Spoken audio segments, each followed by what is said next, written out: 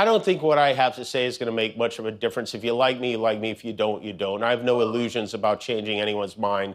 But I do want to make something clear because it's important to me as a human, and that is, you understand that it was never my intention to make light of the murder of a young man.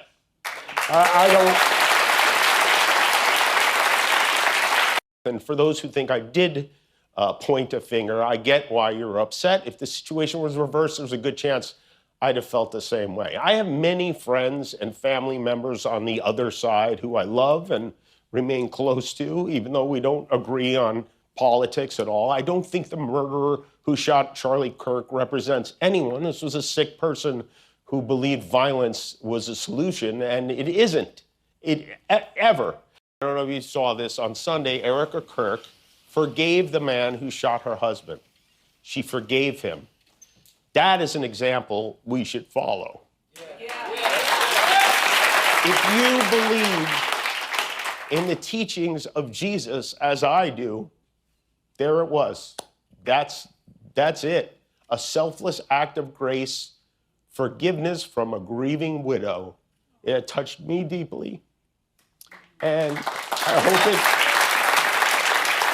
it touches many.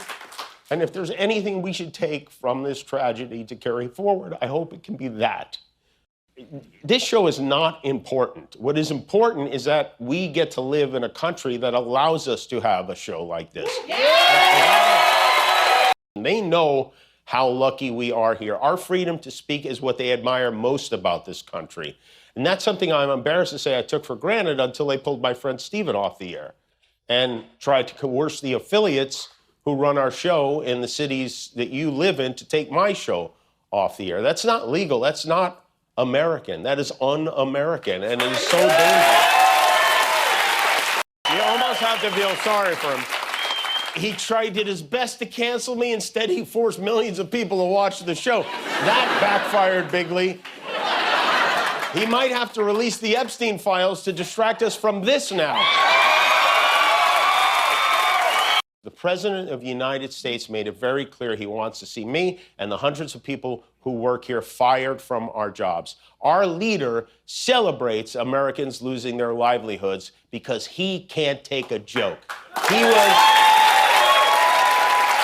somehow able to squeeze Colbert out of CBS. Then he turned his sights on me, and now he's openly rooting for NBC to fire Jimmy Fallon and Seth Meyers and the hundreds of Americans who work for their shows who don't make millions of dollars. And I hope that if that happens, or if there's even any hint of that happening, you will be 10 times as loud as you were this week. We have to speak out against this. Welcome back to Jimmy Kimmel Live. We are still on the air in most of the country, except, ironically, for Washington, D.C., where we have been preempted. We are off the air in Nashville, New Orleans, Portland, Oregon, Salt Lake City, and St. Louis, where none of my wife's family is able to watch the show tonight. So sorry, Aunt Sharon. Sorry, Aunt Maureen.